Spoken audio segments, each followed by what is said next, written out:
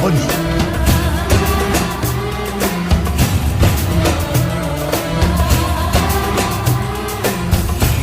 Arc-en-ciel info. Bonjour à toutes et bonjour à tous et bienvenue dans l'émission Arc-en-ciel sur Radio Pluriel.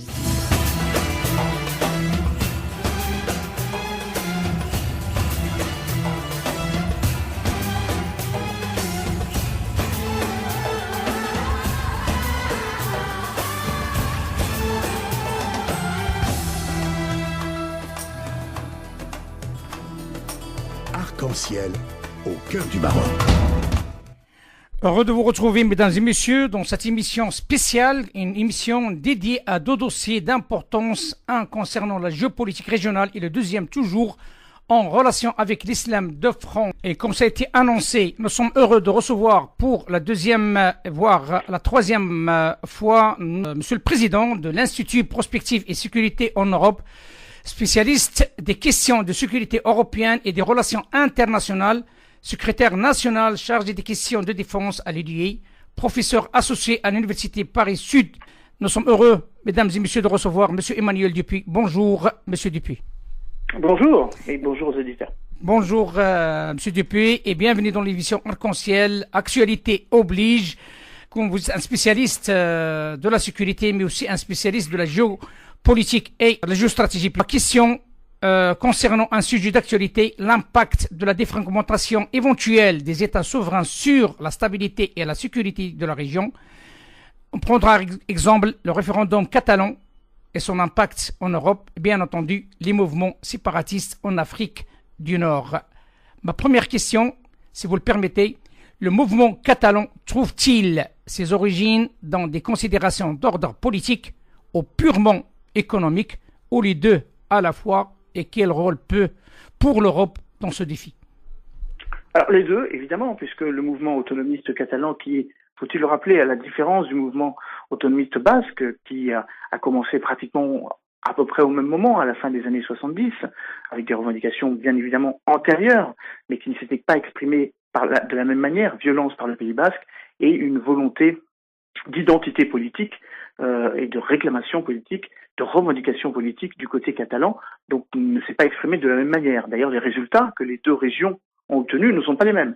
La Catalogne a obtenu un très large statut d'autonomie, notamment une autonomie financière, une autonomie budgétaire, et puis bien évidemment ayant obtenu quasiment tous les oripeaux, si vous m'autorisez l'expression, de la souveraineté, c'est-à-dire la capacité de protéger ses citoyens à travers sa police. Il y a aussi une police basque, l'Ertzaintza, qui ressemble au Mossos d'Esquadra à la police catalane, mais la police catalane jouit d'une plus grande autonomie, notamment dans le processus décisionnel, et on l'a bien vu lors de la mise hors d'état de nuire effective suite au deuxième attentat après celui de Barcelone. Donc il y a une double revendication économique et politique. Pour répondre à votre question, l'autonomie catalane concerne l'économie avant tout, puisque l'économie catalane représente quasiment 19% du PIB espagnol.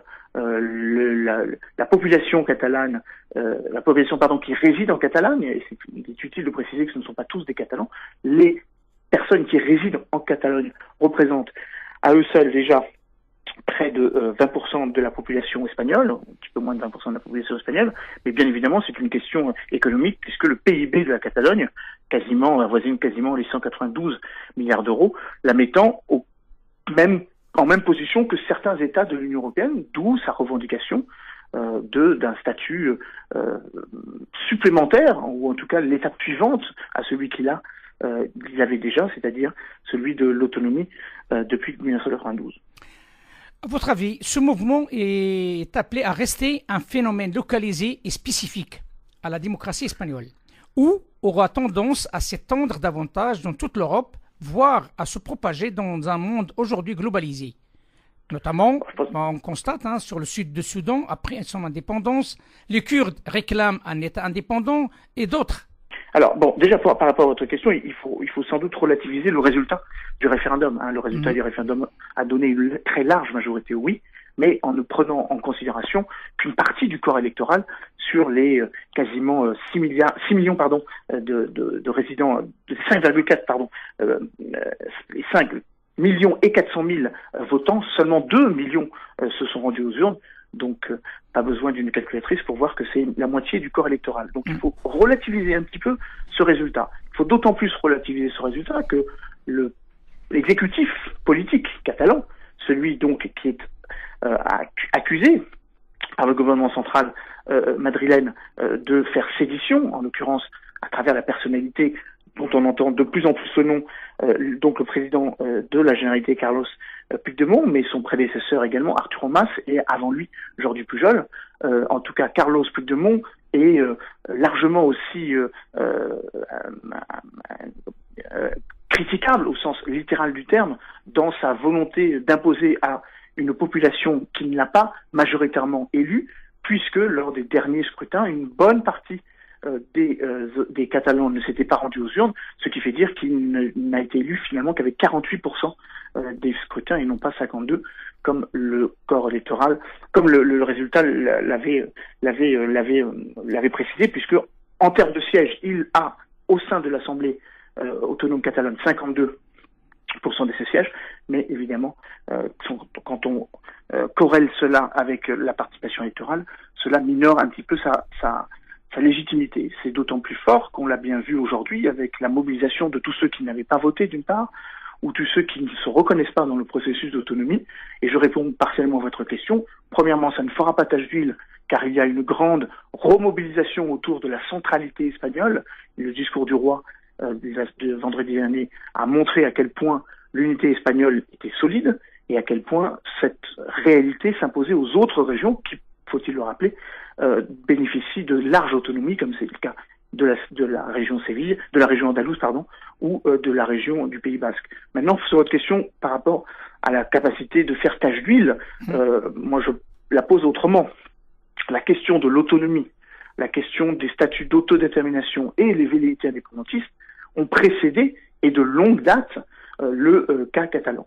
Le cas catalan cristallise beaucoup de fébrilité, parce qu'effectivement c'est un État qui historiquement et économiquement estime pouvoir vivre par lui-même.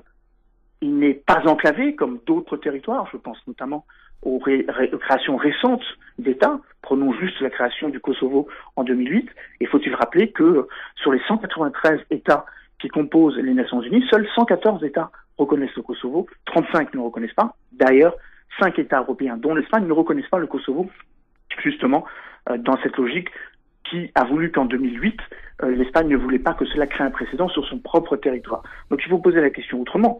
La Catalogne est qu'un exemple de multiples cas de réflexion sur la capacité des nations à penser leur périphérie et des États à penser et à faire vivre le droit des peuples à disposer d'eux-mêmes, et bien évidemment la manière dont cette autonomie, qu'elle soit sous forme de décentralisation, qu'elle soit sous forme de déconcentration, qu'elle soit sous forme de statut d'autonomie, ou voire d'indépendance, comme ce fut le cas entre la Serbie et le Kosovo, sont des exemples que l'on trouve un petit peu partout en Europe. Et de ce point de vue-là, le cas catalan, et c'est peut-être la dimension la plus positive, va réouvrir un certain nombre de dossiers, mais non pas en termes de revendication, tout simplement en termes d'exemplarité. Je prendrai par exemple l'exemple italien, qui est un exemple caractéristique, où il existe 5 régions à statut particulier, statut qu'on appelle d'autonomie à statut spécial, et qui fonctionne parfaitement et en toute cohérence et en toute intelligence avec le gouvernement central de Rome. Avant de passer à la troisième question, si vous le permettez, parce que ça, sincèrement, votre analyse, ça m'interpelle par rapport à une situation qui a été proposée par le roi Mohamed VI, le roi du Maroc, la régionalisation avancée par rapport aux provinces du Sud. Est-ce qu'on est bien dans le même état d'esprit ou pas? Alors, on n'est pas dans le même état d'esprit. Le plan d'autonomie auquel vous faites référence, le plan d'autonomie d'ailleurs que la communauté internationale, que la France, que l'Union européenne reconnaît, celui de 2007, qui propose un large statut d'autonomie pour les 3 provinces du Sud, ne peut pas être comparé. Il ne peut pas être comparé pour une raison simple. C'est que il s'agissait, en ce qui concerne le Kurdistan, qui a voté le 25 septembre dernier, le Kurdistan irakien, ou le même jour, en Catalogne, il s'agissait d'autorités reconnues, c'est-à-dire qui avaient elles-mêmes eu ou ont été loin, si j'ose dire, de la justification ou de la reconnaissance électorale. le gouvernement le gouvernement autonome catalan est issu d'élections qui ont apporté une représentativité parlementaire. C'est le cas également au Kurdistan où existe, même si il ne siège plus depuis octobre 2015, un parlement kurde. En ce qui concerne les provinces du Sud, c'est un cas d'école absolument différent.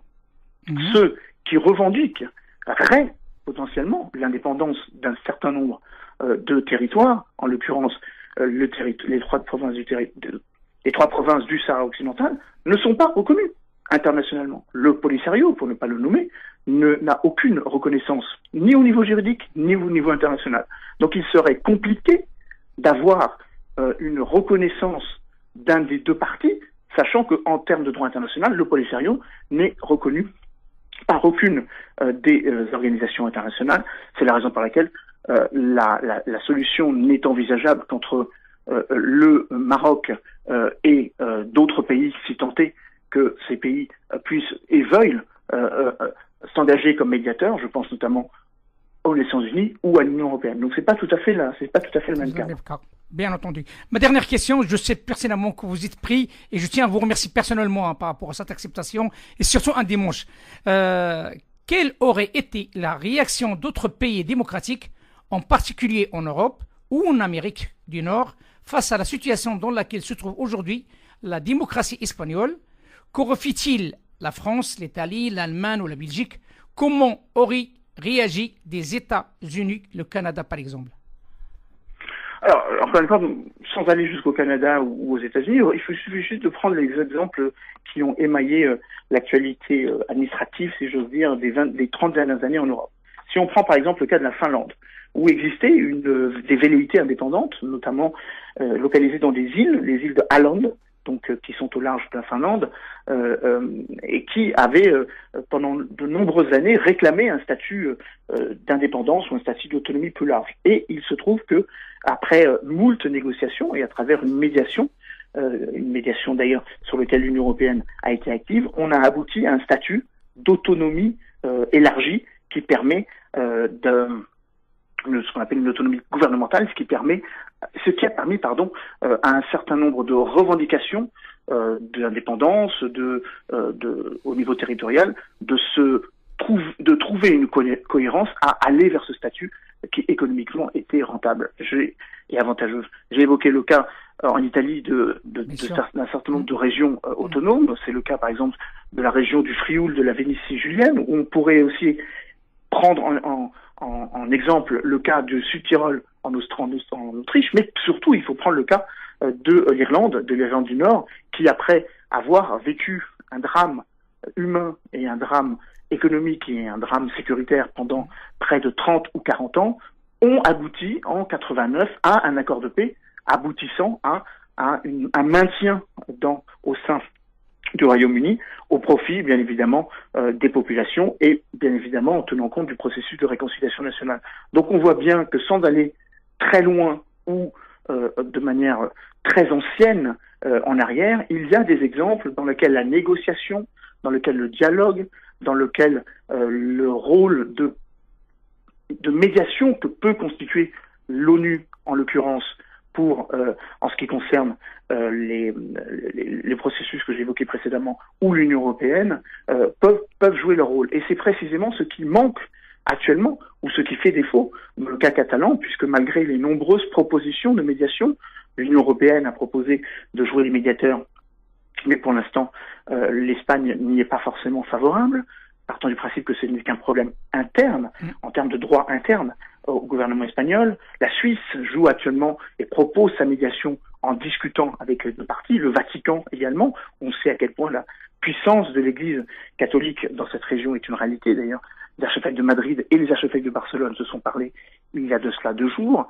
Et puis, bien évidemment, un certain nombre d'autres pays qui veulent mettre à profit leur expérience en matière d'autonomie. J'évoquais le cas du Kurdistan, mais j'évoquais aussi le cas de l'Autriche ou d'autres pays. Donc on voit bien qu'il y a une volonté d'apaisement, qu'il y a une volonté qui vise à ne pas élargir ou à ne pas donner quitus pour que d'autres revendications reviennent au devant de la scène. Et je dis d'autres revendications qui, pour le coup, elles, pourrait aboutir à un processus qui n'est pas le cas actuellement en Espagne, c'est-à-dire un processus beaucoup plus violent. Je ne prendrai que le cas du Karabakh, où on sait que la partie arménienne, une des deux parties, qui se dit victime d'une guerre fratricide, entre guillemets, au sens littéral du terme, entre l'Arménie et l'Azerbaïdjan, réclame ce statut d'autonomie. Et on voit bien que malgré les résolutions onusiennes, les 4 résolutions onusiennes depuis 25 ans, depuis 1992,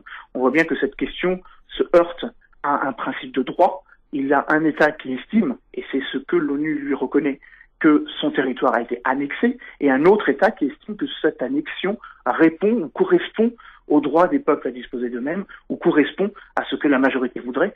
C'est la raison pour laquelle, parfois, les référendums, quand ils ne sont pas suffisamment préparés, les référendums d'autodétermination, quand ils sont pas suffisamment préparés en amont, et donc discutés, peuvent aboutir à une sorte d'imbrogliamini, et on voit bien qu'en Catalogne, c'est le cas. Une des raisons pour laquelle ce référendum n'était pas totalement assumé par les indépendantistes eux-mêmes, c'est que pour certains, il n'était pas forcément bien préparé.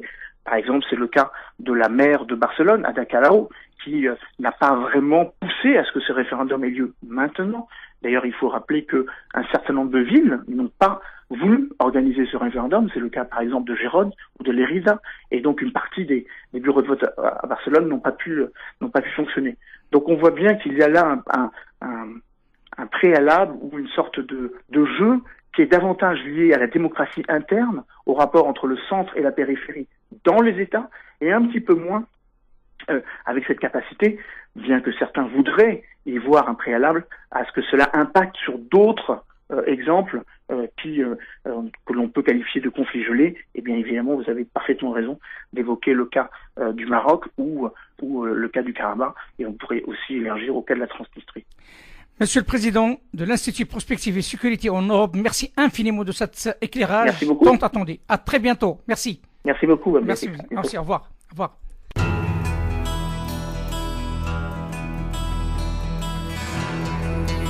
Arc-en-ciel.